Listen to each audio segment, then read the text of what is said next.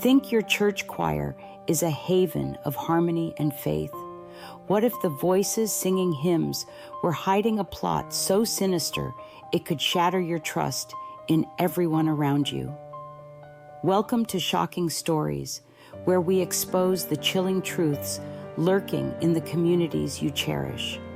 Today, we're diving into a tale about a woman in Omaha whose choir membership led her to a scam that hit closer to home than she ever imagined. Ever think a hymn could mask a lie? Buckle up, because this story will make you question your congregation. Let's dive in. Lisa Harper was a 37-year-old nurse living in a cozy duplex in Omaha, Nebraska, about 5 miles from the city's historic Old Market District.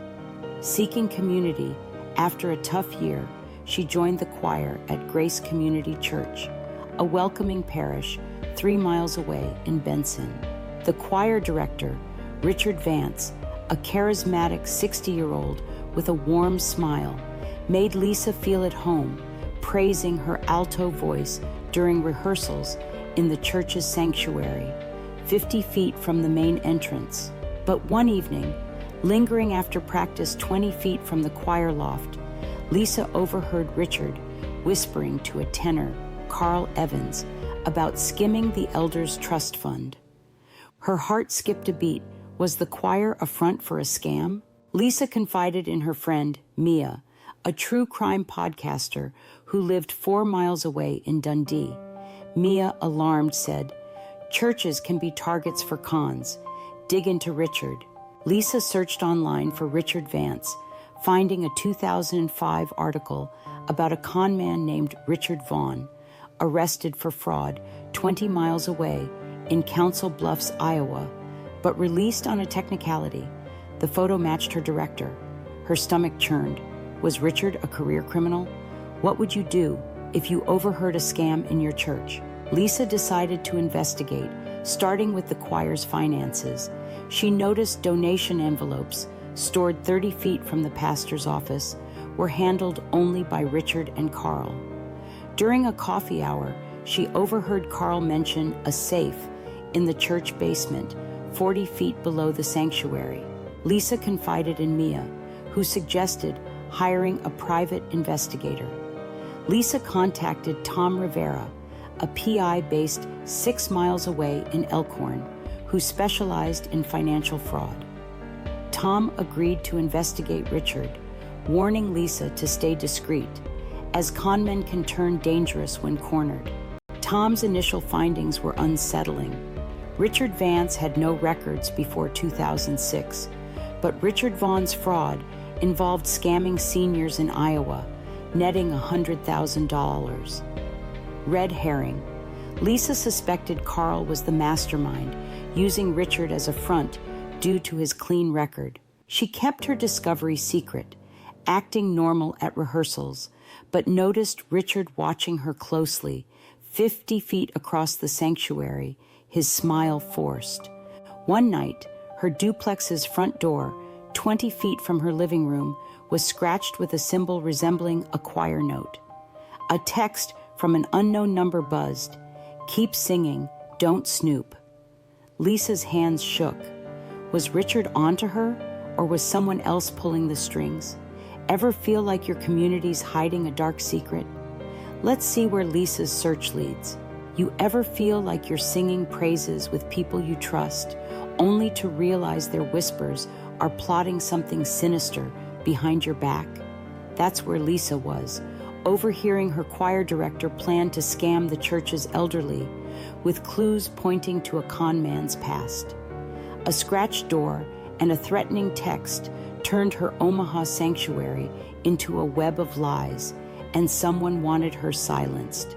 Welcome back to Shocking Stories, where we're diving deeper into a mystery that's only getting darker. Ready to see what Lisa uncovers? This one's about to get intense. What would you do if your choir was a scam? Lisa's first step was to investigate Richard's scheme.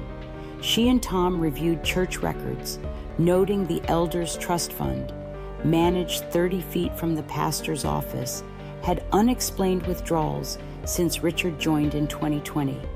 Tom pulled Richard Vaughn's records, finding a 2005 plea deal in Council Bluffs, 20 miles away, where he'd targeted seniors' pensions. Red herring. Lisa thought Carl's criminal record, she found a 2010 theft charge, made him the scam's leader. She planted a recorder in the choir loft, 50 feet from the altar, catching Richard say, "Lisa's too curious. Speed up the plan."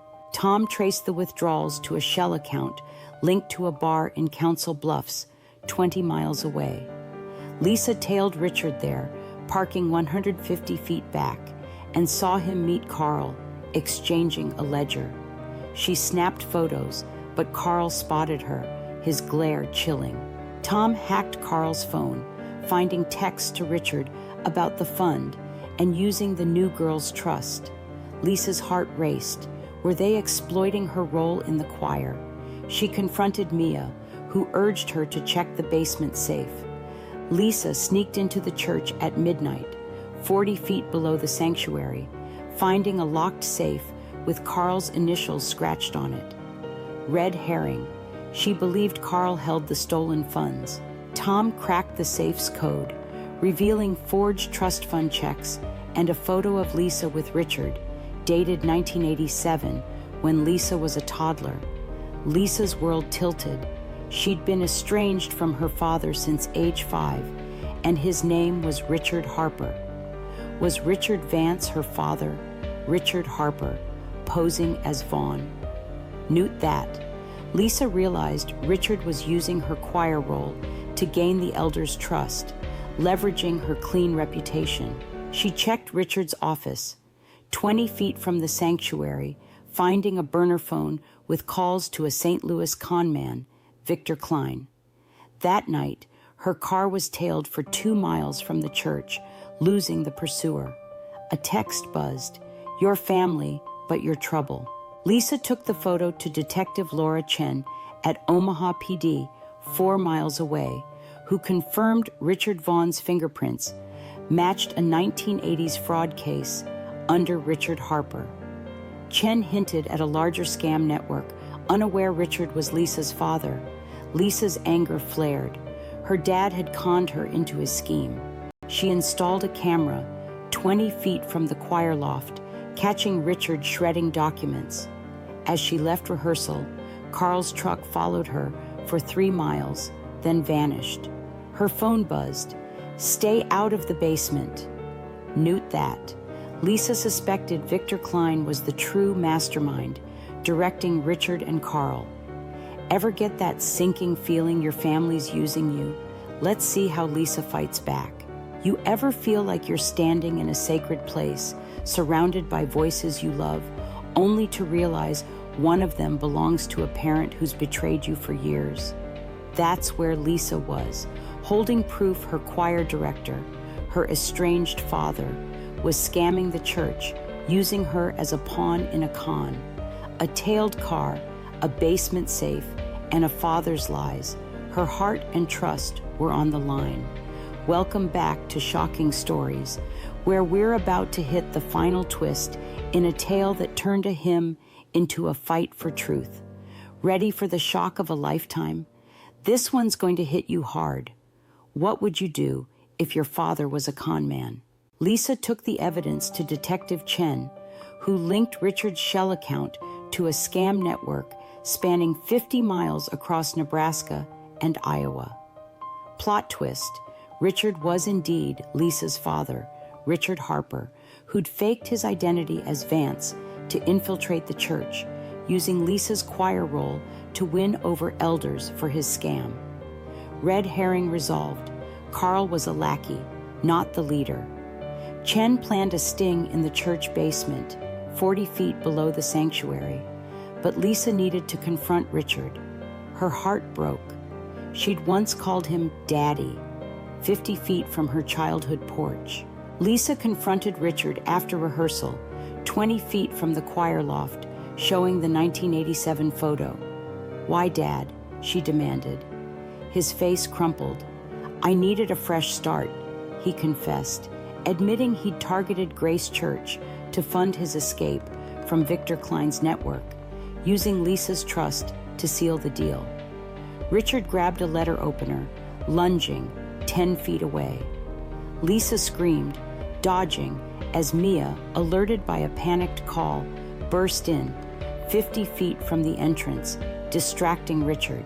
He fled to the basement, 40 feet below, where Lisa and Tom followed, with Chen's team 200 feet behind. In the basement, 30 feet from the safe, Lisa found Richard with Carl, shredding checks. "You're my daughter," Richard pleaded, holding a gun, but Carl sneered, "She's a liability." Lisa stalled, asking about Victor, and Richard revealed Klein had blackmailed him, threatening Lisa's life. Carl fired, grazing Lisa's arm, 20 feet away, but Richard tackled him, shouting, "Not her!" Chen's team stormed in, cuffing both, 10 feet from the safe. A search uncovered ledgers detailing $200,000 stolen from elders, with Victor's name as the network's head, 100 miles away in Des Moines. Richard and Carl were charged with fraud, conspiracy, and attempted assault, exposing a scam network across 150 miles. Lisa left the choir, moving 120 miles to Lincoln, unable to face Grace Church's pews. The worst part? Richard's prison calls hint at Victor targeting other churches, and Lisa avoids choirs, fearing another con. Cliffhanger: a new hymn book arrives, inscribed "From Dad." So, could you trust a choir after this? This is Shocking Stories, and we're just getting started. Hit that like button if this gave you chills, and subscribe for more heart-pounding tales. Comment, would you trust a choir? Share this video, because sometimes a choir's harmony hides the deadliest secrets.